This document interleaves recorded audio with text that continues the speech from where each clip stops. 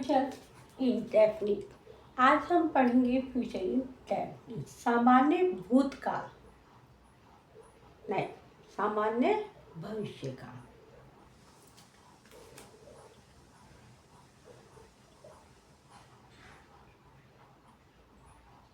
Future indefinite, सामान्य भविष्य काल। इस टेंस के वाक्यों की पहचान होती है गा, गे, गी। मैं आज तुम्हें पढ़ाऊंगा। हम आज बाजार जाएंगे। क्या आया बाद में? गे, गा। ये तो रही शब्दों की पहचान, पर वास्तव में फ्यूचर इंडेफिनिट होता क्या है? फ्यूचर इंडेफिनिट एक योजना होती है, एक प्लान होता है जो हम बनाते हैं कि हम आने वाले समय में ये काम करेंगे। कल हम बाजार से कुछ पुस्तकें खरीदेंगे। हम योजना बना रहे हैं कि कल हमें ये काम करना है। एक योजना किसी कार्य के लेके, किसी घटना को लेके ये बनाई जाती है। इस टेंस के वाक्यों को जब हम अंग्रेजी में अनुवाद करते हैं तो इसमें सब्जेक्ट प्लस विल या शैल प्लस वर्ब की फर्स्ट फॉर्म प्लस ऑब्जेक्ट। इस टेंस में हमेशा वर्ब की फर्स्ट फॉर्म का ही प्रयोग होता है। इसमें प्रेजेंट इंडेफिनिट की तरह SEIS का प्रयोग नहीं होता। अब हमें देखना है कि विल कहाँ प्रयोग होगा, शैल कहाँ प्रयोग होगा। शैल का प्रयोग करते हैं हम आई और वी के साथ।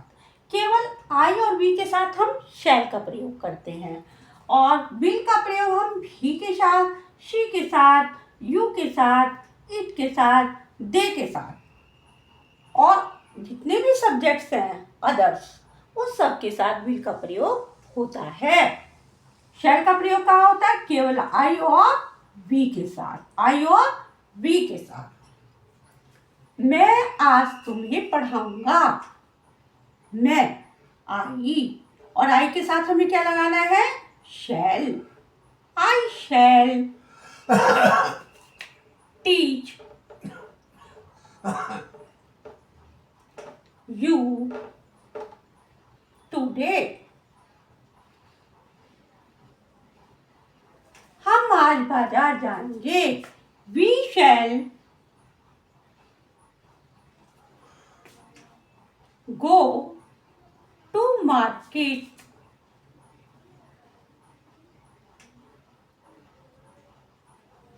today.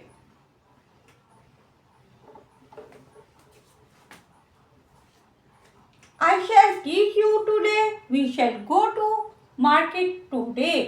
दोनों वाक्यों में शैल ही है, क्योंकि मैं के साथ भी शैल आता है और हम के साथ भी शैल ही आता है। अब आते हैं नेगेटिव सेंटेंस। नेगेटिव सेंटेंस जिसमें नहीं होता है, और इस टेंस में भी अन्य टेंसेस की तरह हमें क्या करना है? हेल्पिंग वर्ब के साथ नॉट को जोड़ना है। हेल्पिंग वर्ब के साथ क्या जोड़ना है? नॉट। सब्जेक्ट प्लस विल या शैल प्लस नॉट प्लस वर्ब की फर्स्ट फॉर्म प्लस ऑब्जेक्ट। वह पुस्तक नहीं खरीदेगा। He will not buy a book. अब यहाँ will क्यों आया? क्योंकि नियम अनुसार हमें ही के साथ will का प्रयोग करना है। मोहन पतंग नहीं उड़ाएगा। Mohan will not fly a kite. केवल हमें I और V के साथ shall लगाना है, अन्य सभी सब्जेक्ट्स के साथ हमें will लगाना है। माताजी रामायण पढ़ेंगी। Mother will read the Ramayana. मैं एक निबंध लिखूंगा। I shall write an essay. तुम अपना पाठ दोहराओगे। You will revise your lesson. पिताजी दफ्तर जाएंगे। Father will go to office. अब हम देखते हैं हमने क्या सीखा। विल या शैल। अब हमें करना क्या है? इन सेंटेंसेस में या तो विल भरना है और या ही शैल भरना है। इससे ये हमारा रिवीजन होगा। आई गो टू मार्केट। हमें कैसे पता लगेगा ये फ्यूचर इंडेफिनिट है? देखो, अगर ये हम प्रेजेंट इंडेफिनिट मान लेते हैं, ये वाक्य पूरा है। आई गो टू मार्केट। अब ही रीड के साथ एस आना चाहिए था, तब भी ये हमारा प्रेजेंट इंडेफिनिट नहीं है। Meera not sing a song, तब यहाँ हेल्पिंग वर्ब की जरूरत है। तो यहाँ पे आके हमें कंफ्यूजन हो जाता है। हम विल भी लगा सकते हैं और यहाँ पे हम डज भी लगा सकते हैं, क्योंकि हम फ्यूचर इंडेफिनिट पढ़ रहे हैं, तो इसलिए हम इन्हें फ्यूचर इंडेफिनिट से ही फिल करेंगे। I shall go to market. He will read a book. Meera will not sing a song. अब क्या हुआ? अब ये हुआ कि फ्यूचर इंडेफिनिट में विल और शैल के साथ वर्ब की फर्स्ट फॉर्म का प्रयोग होता है।